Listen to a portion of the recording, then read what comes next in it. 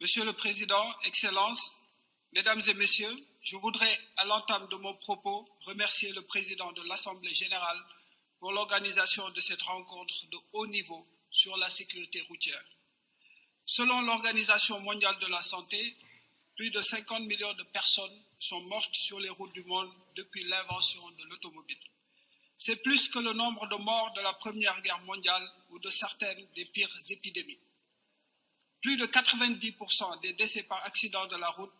surviennent dans les pays à revenus faibles ou intermédiaires qui ne comptent pourtant que 48% des véhicules immatriculés dans le monde. Selon les estimations, d'ici 2030, les accidents de la route provoqueront 2,4 millions de décès par an et deviendront ainsi la 5e cause de décès dans le monde. Il est donc urgent d'agir au niveau mondial en vue d'arriver à une réduction drastique de la mortalité routière. C'est ce qui donne du sens et de l'importance à notre rencontre d'aujourd'hui, qui doit servir de plateforme d'échange d'expériences et de bonnes pratiques pour atteindre les objectifs du plan mondial pour la sécurité routière issu de la déclaration de Stockholm. Monsieur le Président, le Sénégal s'est engagé à agir vigoureusement afin d'éradiquer l'insécurité routière dont les coûts sociaux, économiques et écologiques impactent négativement le développement de nos pays en développement. Avec une moyenne annuelle à agir vigoureusement afin d'éradiquer l'insécurité routière dont les coûts sociaux, économiques et écologiques impactent négativement le développement de nos pays en développement. Avec une moyenne annuelle de plus de 4000 accidents de la circulation, dont 745 décès en 2019, soit près de 2 décès par jour enregistrés au cours des 3 dernières années, les accidents de la route représentent un véritable fléau pour mon pays. L'urbanisation rapide, la motorisation croissante et la jeunesse de la population laissent présager la probable amplification de ce problème, essentiellement parmi les usagers les plus vulnérables. Pour renverser cette tendance, le Sénégal a intensifié ses actions en faveur de la sécurité routière dans le cadre de la décennie d'action 2021-2030 et de l'agenda 2030 décliné au sein du programme de modernisation des transports, levier majeur du plan Sénégal émergent. C'est le sens de la décision de son Excellence, M. Macky Sall, président de la République, qui avait déclaré l'année 2020 année de la sécurité routière au Sénégal et intensifié les réformes et de nouveaux projets structurants en vue de la réduction de 50% du nombre de décès et de blessés graves par accident de la route à l'horizon 2030. Ainsi, conformément aux recommandations du plan mondial de la nouvelle décennie d'action pour la sécurité routière, des réformes et de nouveaux projets structurants en vue de la réduction de 50% du nombre de décès et de blessés graves par accident de la route à l'horizon 2030. Ainsi, conformément aux recommandations du plan mondial de la nouvelle décennie d'action pour la sécurité routière des Nations Unies, le Sénégal a adopté des mesures fortes telles que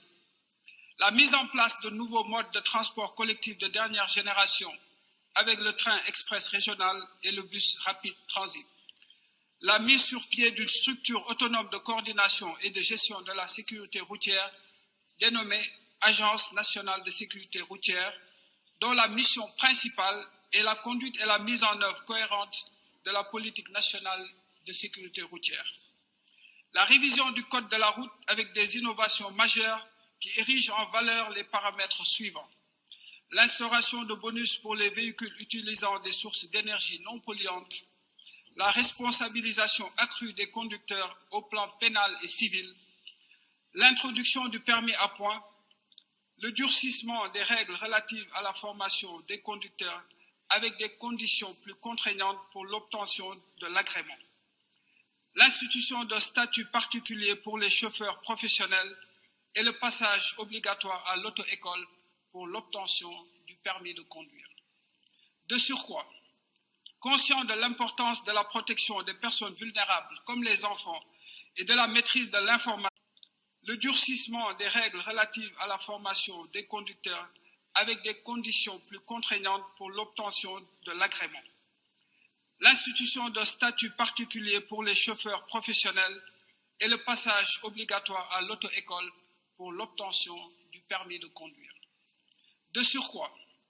conscient de l'importance de la protection des personnes vulnérables comme les enfants et de la maîtrise de l'information, le Sénégal prendra des mesures vigoureuses allant dans le sens de vulgariser l'éducation à la sécurité routière de la maternelle au collège, qui permettra de former 100 000 enfants, de renforcer la gouvernance des données relatives aux accidents de la route. Pour ce faire, le Sénégal co-organisera avec l'OMS et le Maroc une rencontre régionale sur les données, de développer les services d'urgence post-accident. Monsieur le Président, les accidents de la route peuvent être évités. Plusieurs pays, principalement les pays développés, sont parvenus ces dernières décennies à faire nettement baisser le nombre de morts sur les routes. C'est pourquoi je lance un appel solennel à tous ces États à s'engager à soutenir le partenariat mondial pour la sécurité routière qui apporte un appui précieux aux pays en développement dans le renforcement de leur législation, l'amélioration de la collecte des données et le développement des stratégies et des programmes locaux et nationaux sur la sécurité routière. Je vous remercie.